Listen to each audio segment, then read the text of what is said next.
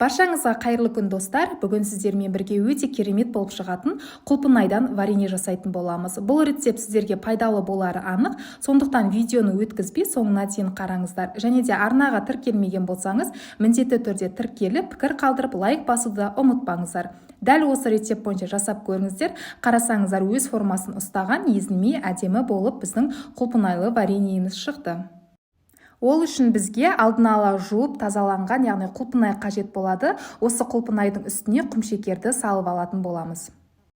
Менде бұл жерде 4 кг құлпынай, 4 кг құлпынайға 4 кг құмшекер салдым. Себебі мендегі құлпынай қышқыл болғандықтан, яғни килограмға килограмм салдым. Ал егер де сіздерде құлпынай тәтті болса, онда 1 кг құлпынайға 800 грамм құмшекер салсаңыздар болады. Біздің құлпынайымызды 7-8 сағатқа, яғни бетін жауып қалдырамыз, суы шығуы керек. Мінекей біздің яғни суымыз шығып дайын болды. Енді осыны газге қойып 10 минут көлемінде қайнатып алатын боламыз бетін жауып. Қыстың қамын жаз мезгілінде ойла демекші, көкөністеріміздің барлық түрі, яғни жаз мезгілінде көбірек болғандықтан міндетті түрде жауып алсаңыздар, қыста рахатын көресіздер. Арада 10 минут қайнап пісіп шықты біздің вареньеміз, және де қатты араластырмаймыз, тек астына түсіп кеткен құмшекерді ғана араластырып жібереміз. Біздің вареньеміздің бетінде осындай көбіктер шығады, яғни бір қайнап болған соң көбігін алып тастауларыңыз қажет.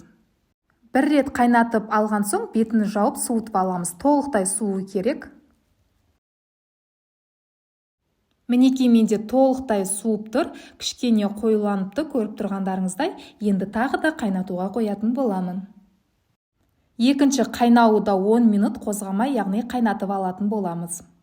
Құлпынайдың бір жақсы жері, яғни ұзақ қайнатпайсыздар, 20-25 минут қайнатсаңыздар жеткілікті. Мінекей осымен біздің құлпынайлы вареньеміз дайын. Ал ендігі кезекте алдын ала банкаларымызды залалсыздандырып алатын боламыз, содан соң біздің вареньемізді салып, банкамызды жабуға кірісеміз. Банкаларды міндетті түрде, яғни залалсыздандырып алыңыздар, және де крышканы де міндетті түрде, яғни қайнаған суға буға қалдырыңыздар. Сонда банкілеріміз атылмай, әдемі болып шығатын болады.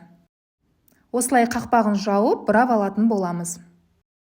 Банкамыз толықтай жабылды, енді суытуға үстін орап 2-3 күнге қойып қоямыз. Вареньеміз өте қою, езілмей, көріп тұрғандарыңыздай әдемі болып шықты. Міндетті түрде дәл осы рецепт бойынша жасап көріңіздер, сіздерге ұнайды деген сенімдемін. Назарларыңызға үлкен рахмет, құрметті көрермен, сіздермен болған Гүлбану.